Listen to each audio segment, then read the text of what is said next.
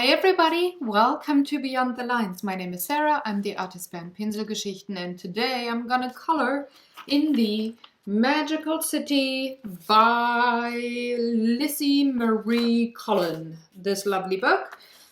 And I'm gonna color this page here, the Great Wall of China, with Inktense pencils and blocks, and I'm going to show you how I approach these very big spreads and not get lost in all the details of those whimsical lines, but see the whole picture, so to say. I'm going to show you that, and I'm gonna finish this piece today. This is a one-parter, and all the information of which exact pencils or blocks I used, close-up photos of the coloring page, and also, well, a note on how long it actually took me to color this, because I'm having, as per usual, real-time and time-lapse combined in this video. This is all going to be on my blog. The link is in the video description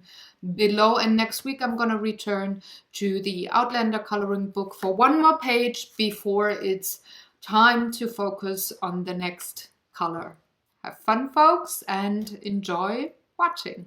Well then, let's get started. Today I'm having a bit of a different setup. I'm trying that out, seeing how it works actually, because, well, you can see in the background I'm at a different desk.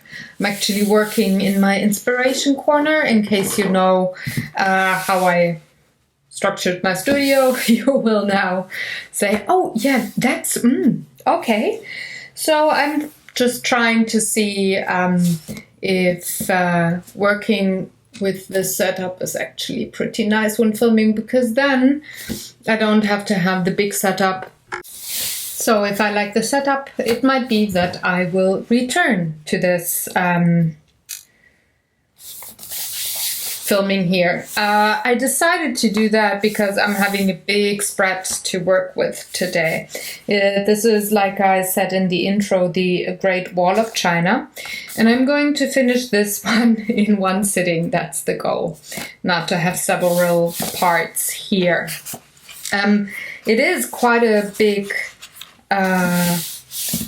double spread, so that's 50 centimeters by 25 to be exact, that I, well, have to fill here, but there's a lot of big parts of this coloring page here. There's only a few tiny little things in the background, so I can work with some bigger brushes, and I don't have to be super doodly with tiny things going on, like for example here with all of those dots and stuff.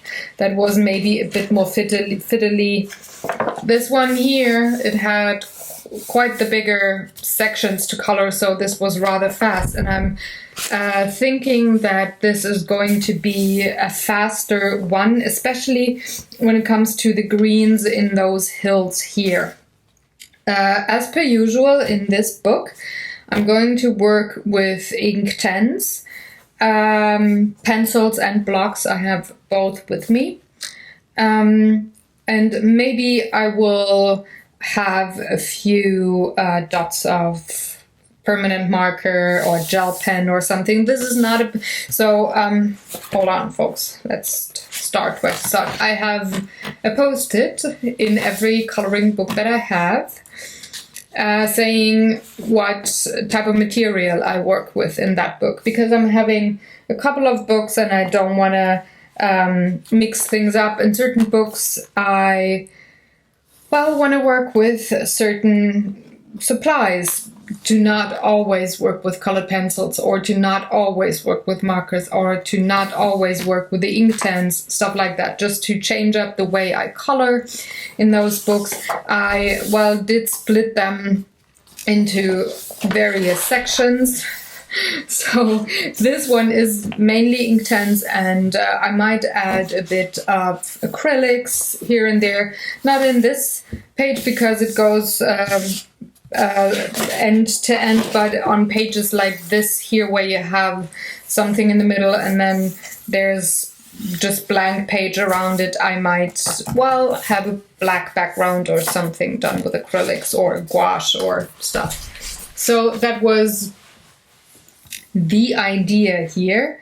Let me adjust the light a tiny bit to the right. Okay. So that this page is just as illuminated.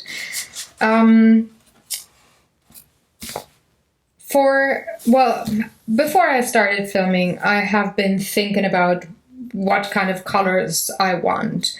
I didn't want to take so much more time trying to figure out which color do I want now, what do I want to convey, what season is it, what time of day is it, blah, blah, blah. I already had that figured out, and I have written it down. So I should be a bit quicker. To the right of me are all my Inktense pencils, and to the left on a stool next to my desk here are the blocks that I'm now setting up. All right, just to have everything accessible. The good thing with Inktense is that with those 72 pencils or blocks, you have exactly the same pigment in each of those blocks or pencils, so I can combine the two. So I would maybe just go for the pencils. Would I not have those huge sections here with the hills, where I think it's way nicer to liquefy the pigment and pull it in like watercolor, or not to have those. Wait, can you see them here? Not that much. Probably on the here. You don't. I don't want to have those lines, those scribbly lines like I do have here. Don't want to have them on the hills. So I decided, okay, I'm going to work with both the pencils and the blocks. Now, aside from just coloring this page and having fun with it, what I want to, teach you or show you is how I approach patterns or line work that is super intricate, like those in the sky, and not get lost, you know? Especially with coloring books that are very whimsical or have lots of these swirls, or, I mean, this is... Yeah, my mom looked at this book and said she's gonna be sick because it was just too wild and just too much and everything in every direction, stuff like that. So not to get overwhelmed by that when you start coloring and maybe want to try a certain color combination or a new supply or something. I'm gonna talk to you how I section things off. The time of the year that I've chosen for the colors is spring because, I just want to have something different. I don't want to always have nighttime or winter time. I like to color with autumn colors most, but let's, change things up, and there's going to be a lot of green in here, and I want to have the springy greens like I do on my nail polish today. So I thought, okay, spring, which means that the sun here is pretty high in the sky and illuminates with very bright light towards anything here on Earth. And the main colors will be yellow tones and green tones. We'll have a tiny bit of complementary color, but I'm mainly gonna have greens and yellows. I'm having also some cardstock behind my pages so that I can move it and to where I need it and not have color go through or, I don't know, other things. Just to protect, you know. So here we go. How I like to section up such a big coloring page that is very wild and very busy is going either top to bottom or left to right, and sometimes both. Now for me, very natural is to go from right to left because I'm left-handed. So in order not to smudge anything, I usually color like this. But I also color like this, like pretty much anybody, no matter what hand you work with, you will smudge the bottom if you work on the top later. So what I want to do now is start with that super twirly part up here. That to me is the sun. So you could go about it and color every space in between the lines differently, or like have smaller sections there. But what I like to do is to de-busy these kinds of line works is I like to work in big chunks. Now the sun is in the middle and it looks like sun rays that are going here. So these are actually the chunks that I'm going to work with. And for that, I decided to take 2 tones of yellow. The number 100 here, which is a sherbet lemon, and the 210, which is a cadmium yellow. So a colder yellow and a warmer yellow. They're both pretty bright, as you can see. And I'm just gonna have this sharpened a tiny bit, and I'm gonna work dry first. This is actually what I like to work like when I do work with Inktense pencils, not the blocks so much. That's gonna be different and I'm gonna show you later, but I like to have the pigment down completely before I liquefy. So I'm just gonna go in here and section off one section of the sun rays. I'm just gonna follow this pattern and disregard anything that is southern of this ray. This is how I like to work, which makes it pretty easy not to get lost on a page or a piece of art, a coloring book, whatever. When you have those busy patterns, it sometimes is a bit daunting and you think you could get lost in the tiny little Zentangle doodle patterns. Just to prevent that, I do like to lay down a bit of pigment here. I'm also leaving white space because I'm going to pull in that color and have just a variety of intensity there.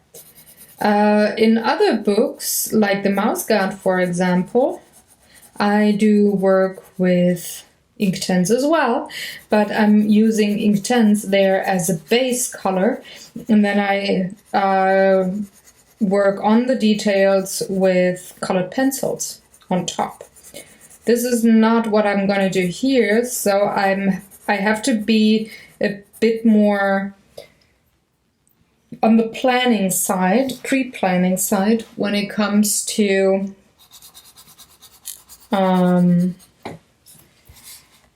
light and shadow. So would I have this whole ray of sunshine here already covered with pigment, it would be very difficult then to have some interest added later, because I cannot take away the color. I would have to add color, and then I'm getting naturally darker in tone, which, well, I can just save myself some trouble and just leave white space while laying down the pigment in the first place.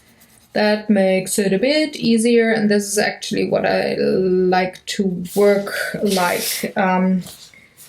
Saves material, saves time, still makes for a nice contrast between light and dark, or intense sections, not so intense sections.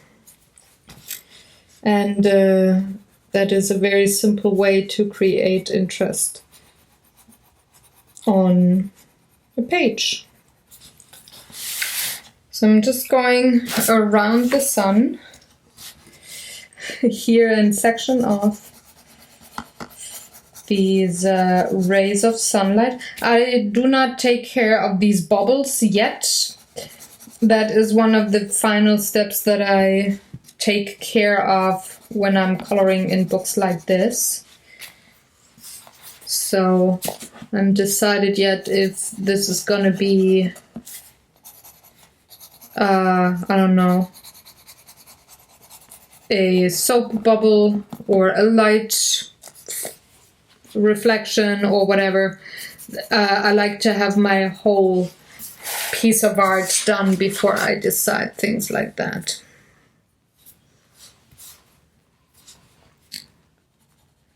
Need a bit more contrast or a pigment down here in those valleys, but not a ton.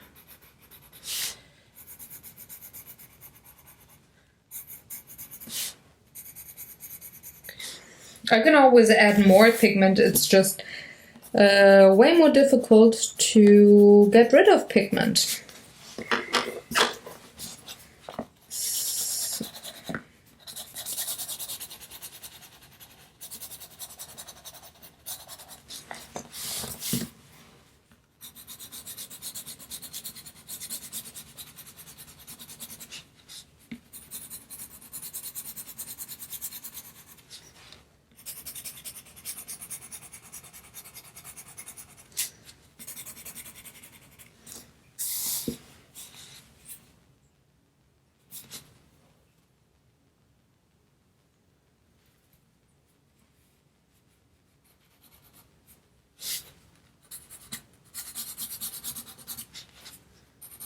Here's one thing where the pattern is not correct with the rest of the image, but I don't care about the pattern. I just take the rest of the image and see where my rays of sunlight have to go.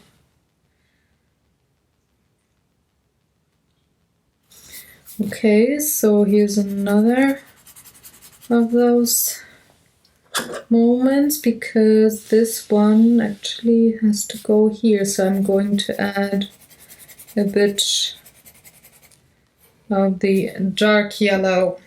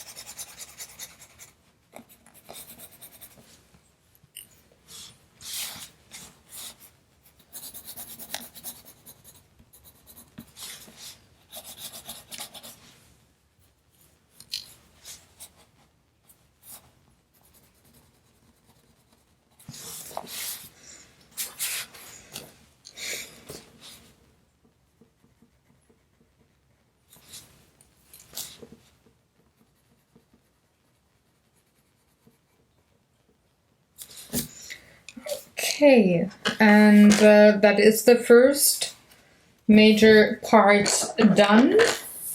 with the colors, and now I can liquefy. And I know that I have all of my pigment down. So I'm having those water brushes here. And I am going to take the small and the medium size. This is too big, I think. And I'm having my paper towel handy. I'm gonna start. Hold on.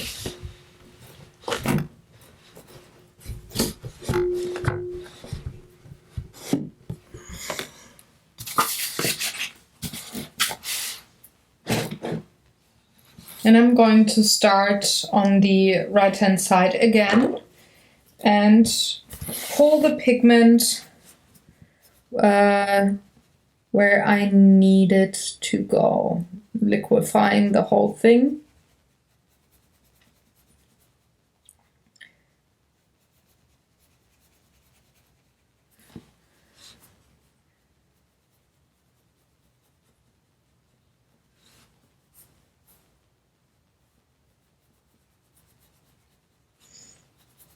Careful that I don't mix the warm yellow with the cold yellow too much.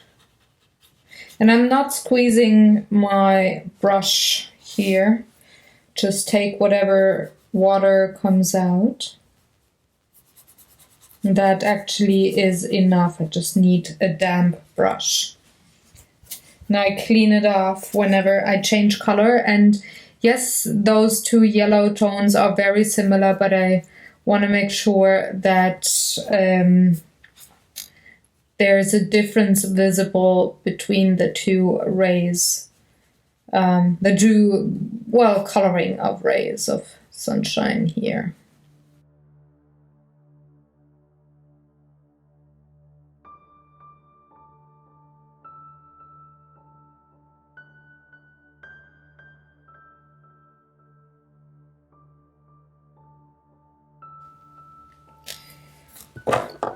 So now that I do have the sky or the sun all pigmented, I can move on to the next section. This is not going to be the final layer though. I'm going to have a layer way later, once I have all the big colors blocked in, that will have a bit of detail, maybe a bit more of a shading going on for in between the rays, just to segment them maybe a bit more. But for now, I can move on to the clouds. They're, well, no, let's wait a minute with the clouds because they're too close to the sun. And I might have a bit too damp paper still. So I'm going to check out the colors that I want to have on the wall. And that is this one here, 1700 mustard, 1720, that is tan, and 2010. Sepia ink. By the way, you don't have to remember all of the colors that I'm using in case you want to use the exact numbers. Later on, you can just hop onto my blog and read the blog post for this coloring here. And there I will have close-up photos in the end and also a list of the exact materials that I used. Okay, now I'm gonna zoom you in a bit because now it gets interesting, I guess. So here's the wall of China going over the hillside, and I'm having two yellow-brown tones and sepia ink, which is a dark brown, almost warm black there. And this is what I want to color the wall of China with. So I'm going in with the lights first. And I'm taking also the lemon yellow because the wall is actually hit by the sunlight. So there's going to be a little tiny bit of the sun color there as well.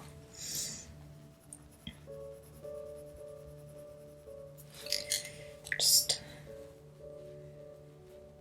very, very little. Okay, this is what I would color one of those watchtowers. And now to show you and test my color combination there, I'm going to liquefy it right away. I'm using my smallest water brush for that.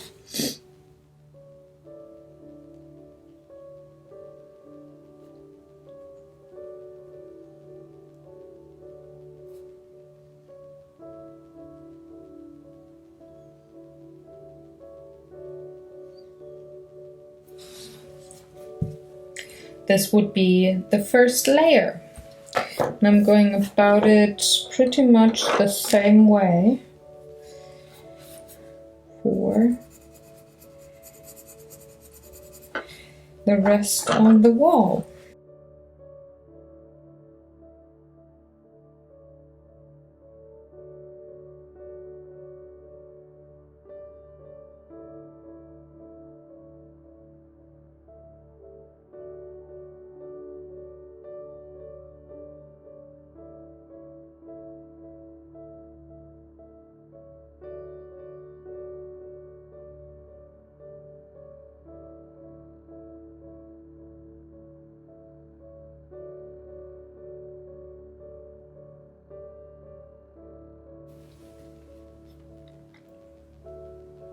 So this is how far I got already. The wall has its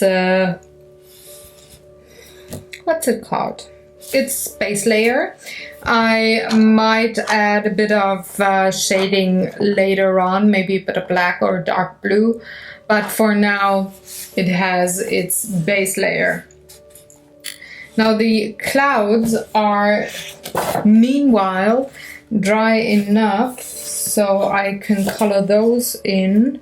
And I wanted number 900 for the clouds.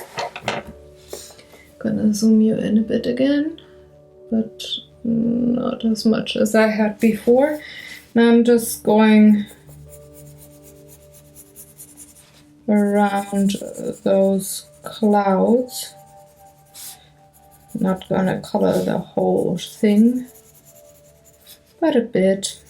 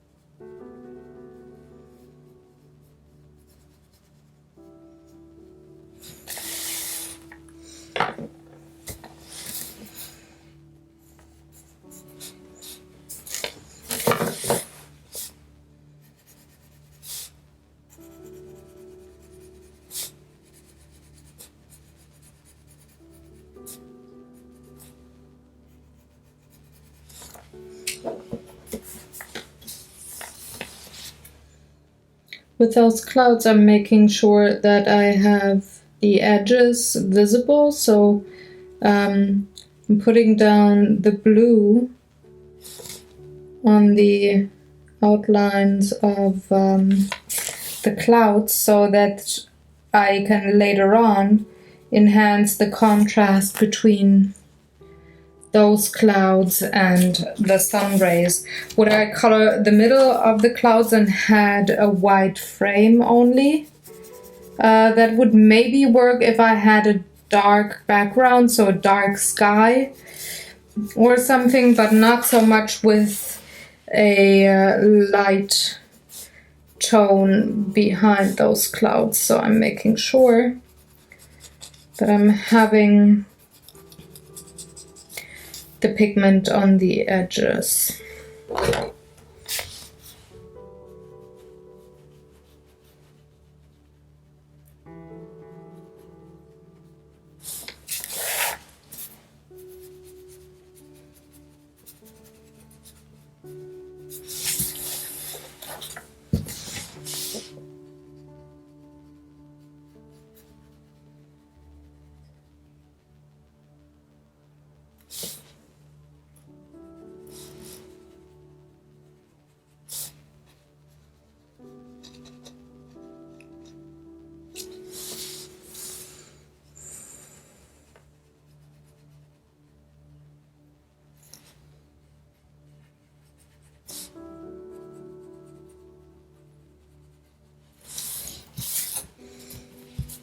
Okie doke. Clouds are done.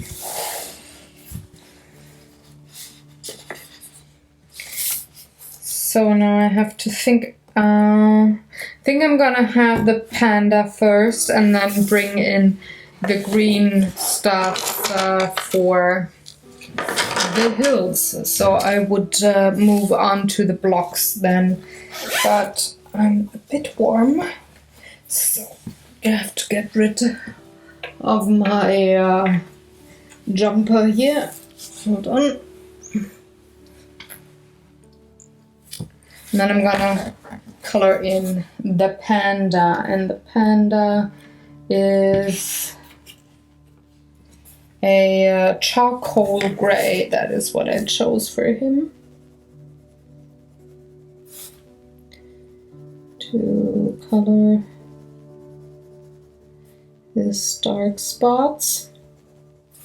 I'm not gonna color them solid yet because I wanna leave the option open that I will put down additional pigment later.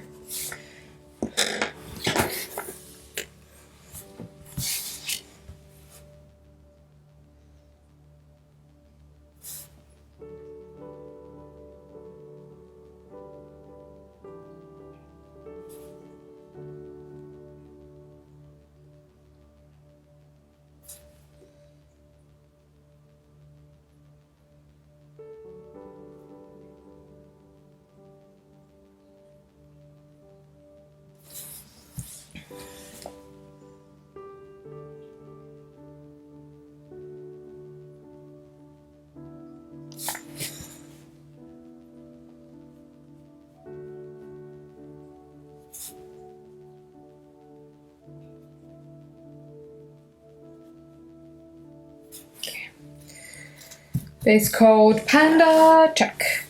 Now for the hills, like I said, I'm going to use the blocks and not the pencils, just because all the rest here now, except from this branch in the front, is going to be green. And now I have to zoom you out because otherwise you cannot see a thing.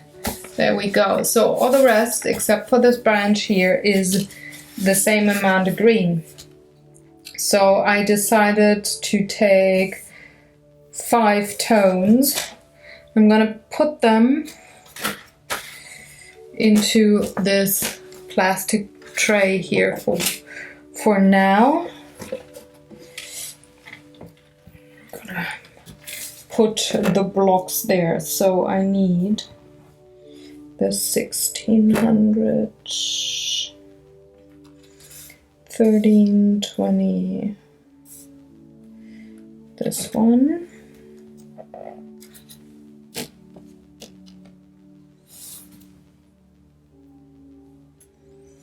$15.30,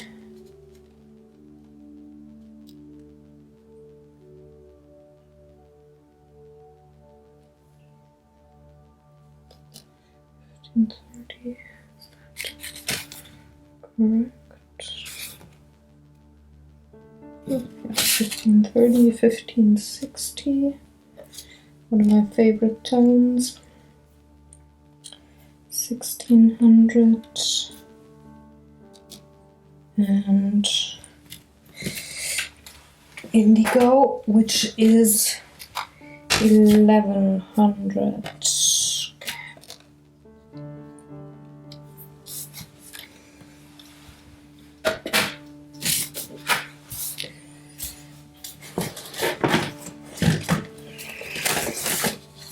So these are the blocks, sorry for the glare.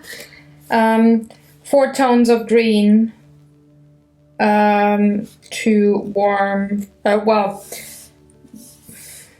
they're all kind of warm, but some lighter, some darker, and a dark blue. Now what I'm gonna do is mix those.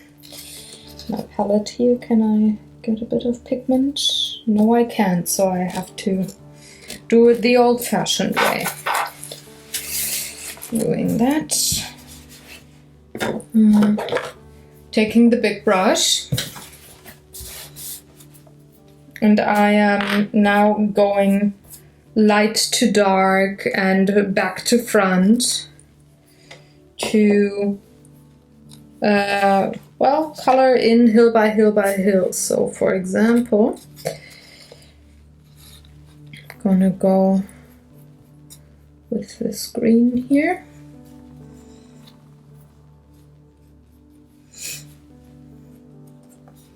And give it a solid coat, and going in circles makes it look like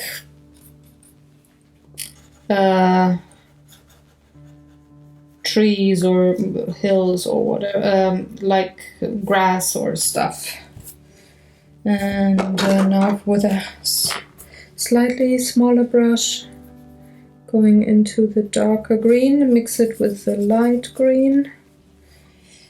Squeeze a bit more water. There we go. I'm going in from the lower parts.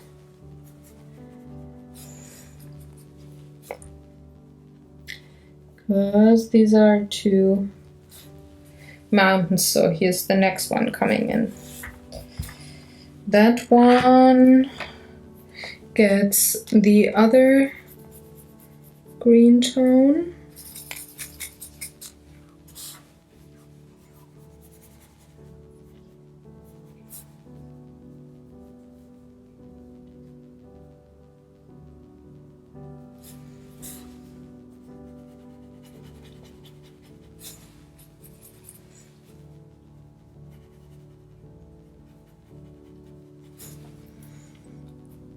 By mixing the green tones here on the palette before I put them to paper, I'm having a nice cohesive tone of green coming in. Now getting close to the wall, adding the 4th green tone, which is more of an earthy one. It's like an olive green almost, which then helps with the illusion of trees for once, or bushes that are, well, forming around the wall, and I'm having that overlap here and there with the wall.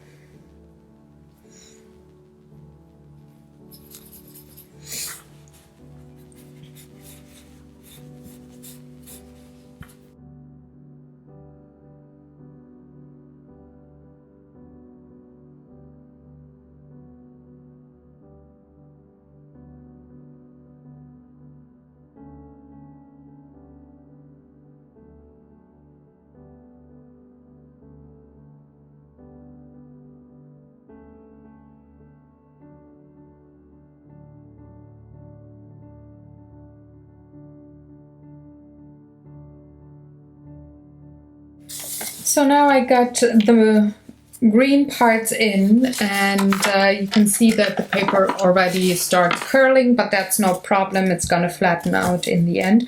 But it's pretty wet. You can see it's almost to the point that the Inktense goes through. So I'm gonna wait now for a minute or two and let this dry a bit before I go on coloring that branch here. So yeah, that's how far I am. All right, I'm back. I took a decent break of about 10 minutes, got myself something to drink, and let everything dry here.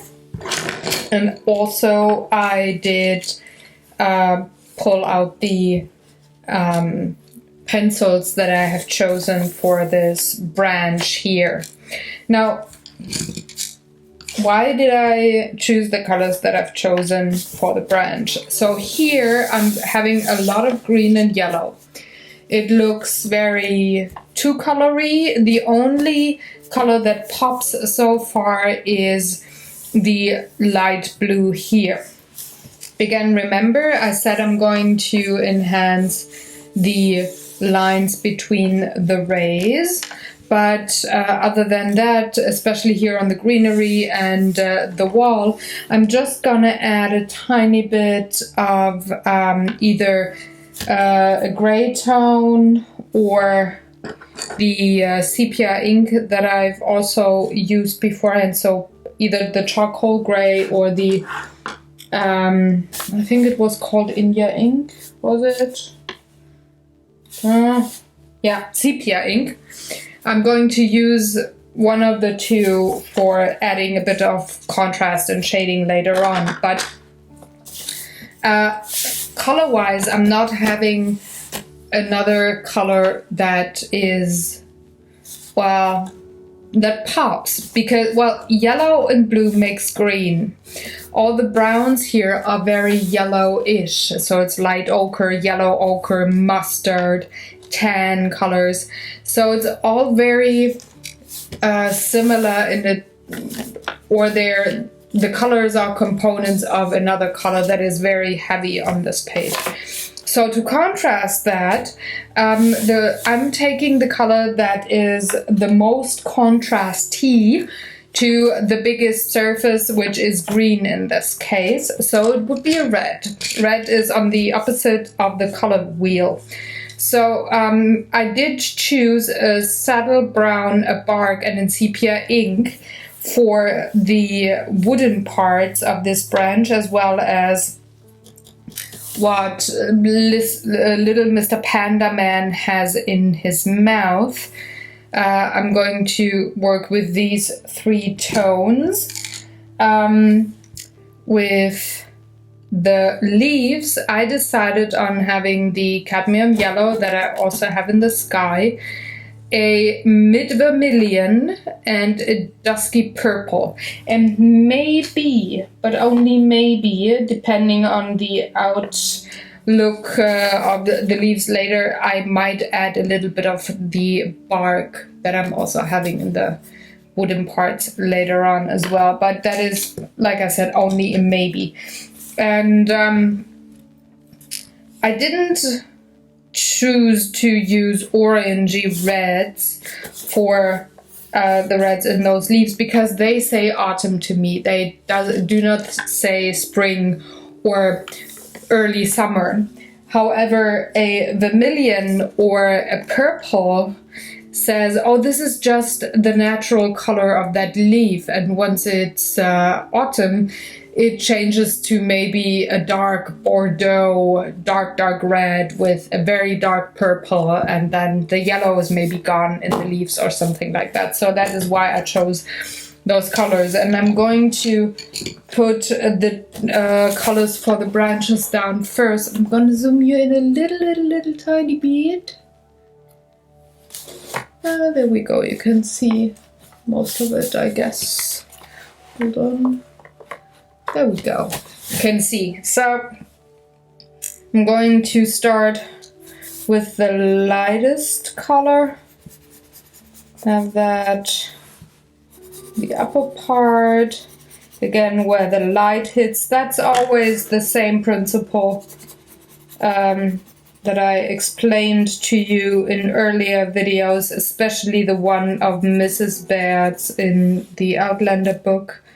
Did talk to you about light and shadow there a lot. So the same principles do apply here in a totally different setting, but I'm having the light pigment where the light will hit, and then have a bit of a darker pigment where the darks are. The dark being bark color,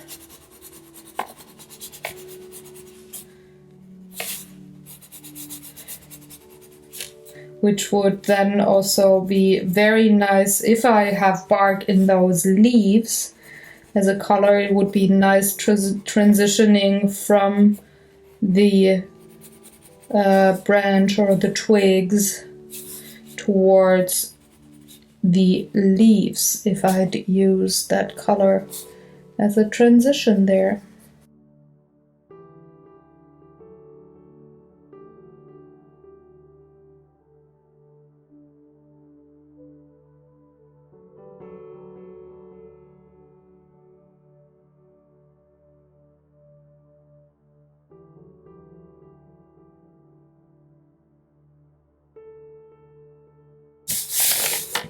So the leaves are done now, and now that I have all the colors down where I need them to be, it's time for the final detail. So I zoomed out again so you can see the full page while I probably hop left to right, right to left.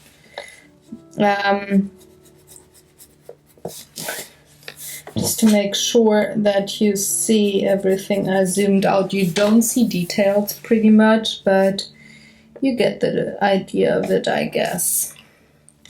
So I'm starting off with those sun rays that I said I would have a bit more definition, and I chose to outline them with the mid vermilion that I also used on the leaves. Another thing that at this point I prefer is not using any new colors, but only colors that I used before. I don't care if it's somewhere else in the drawing or the painting, but I used them before. There's no new color that I'm introducing here. And that helps with making a piece of art look harmonic, cohesive,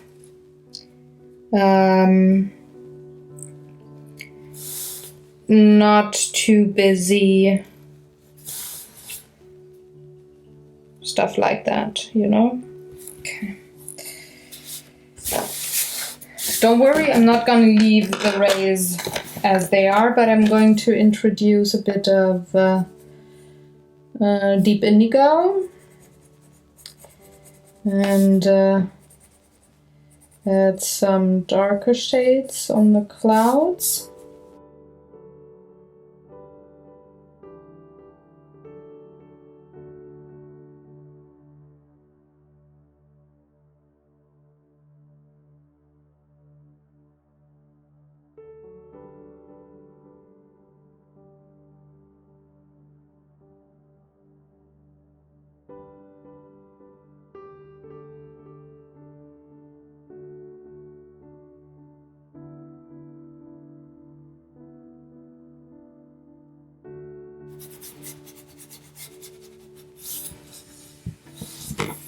And just to make sure that, well, everybody can enjoy this book.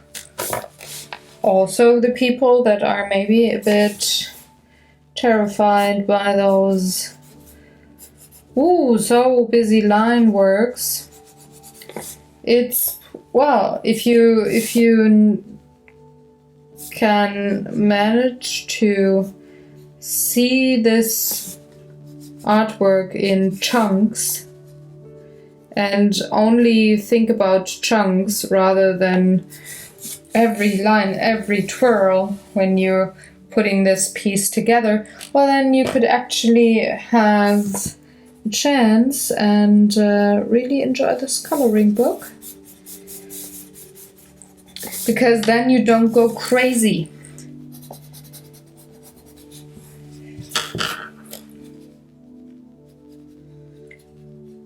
And you're not gonna be overwhelmed. You just see the chunks that you need to color now and that you have to take care of now. And once you're done, you're gonna see the next chunk on this page, and no second earlier. This well, my brain is doing that automatically. I'm not trying not to be overwhelmed. I'm not. But I know that like other people do have a bit of trouble. They see line work differently, especially in coloring books. It really separates sections for them rather than just making a pattern or a detail or something. It means to them that they need to change color or something. And that can be very stressful when you have line work like that, right? Very whimsical, very much in play mode. So if you can just keep calm and don't care about what your brain is yelling at you, but just, well, color the bigger picture. That's I think the perfect way to describe it. You're just coloring the bigger picture, literally. Then you might be able to enjoy these books without getting a massive migraine, you know? And it's not the works of magic, it's just staying calm and pulling back and seeing, okay, one piece at a time, and always remember not to get lost in those twirls here or the line work of whatever.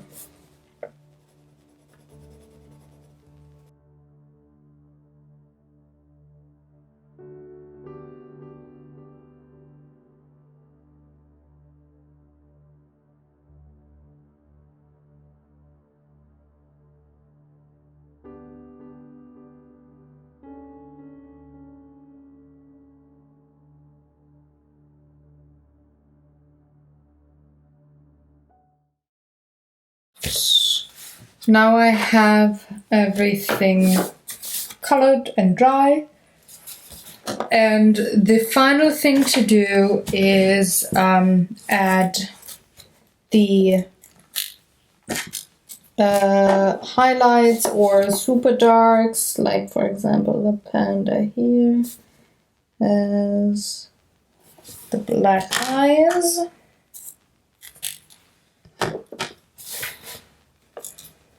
And there is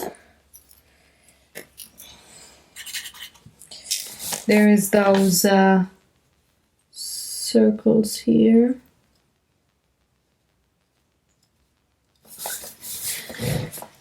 Across the sky that I'm just gonna color white.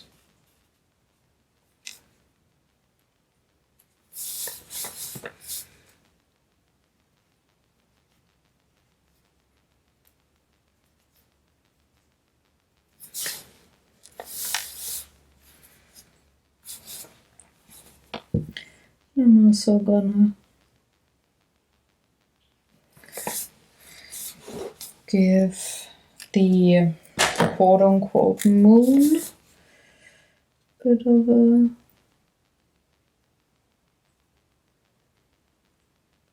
white center here. Excuse me.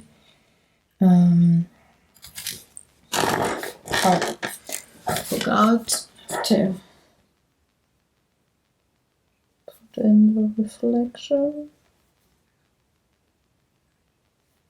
Oh, come on.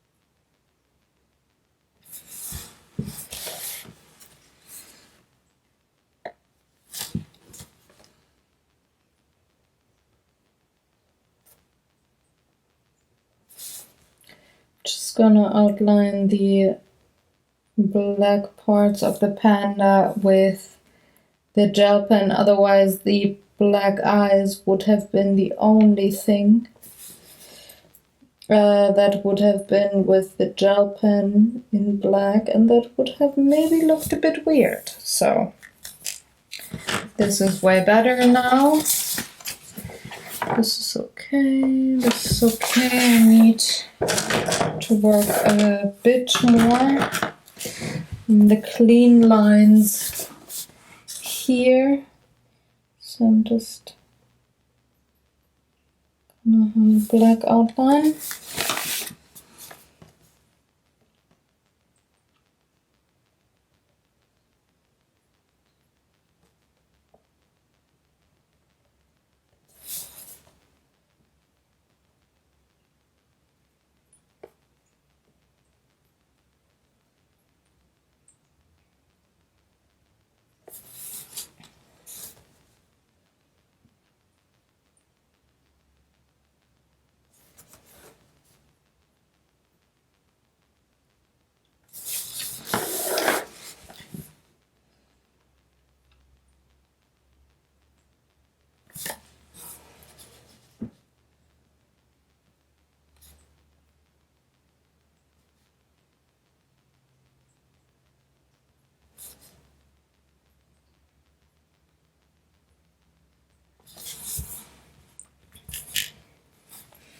I don't like even numbers, so I'm going to add one more of those white dots here. Wait a second, outline it with black.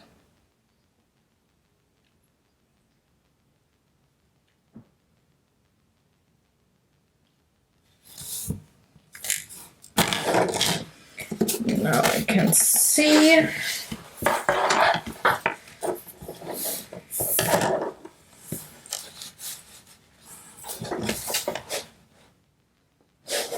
I'm going to outline the white parts of the panda with the gel pen as well, just to make things a bit more cohesive.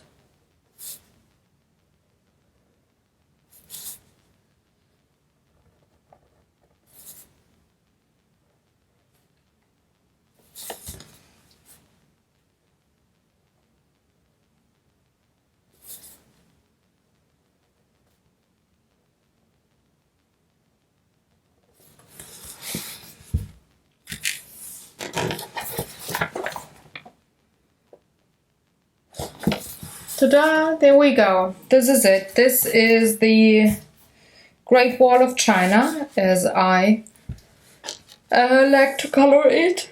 Oh, gosh, I'm sorry. Ooh, it's getting late. If you have any questions or comments, for this particular piece here, please leave it in the comment section below. The details on the numbers of the pencils that I used, and also the time that it actually took me to color this. You've had quite a couple of parts here that I time-lapsed, so you can find out those information as well as close-up photos of this double spread here. You can find that on my blog. The description box below has the link to that webpage, so you can find things there. I hope you enjoyed it and maybe got some inspiration, maybe got some ideas on how to approach a piece like this and well, not get overwhelmed with it. I'm gonna see you next Thursday with a new coloring page. I'm gonna go back to the Outlander book next week, and after that I'm gonna approach a new color to talk about. So I'm gonna see you then. Thank you very much for watching. Do all the good YouTube stuff, like, share, subscribe, and have a wonderful day. I'm gonna see you next week again. Bye.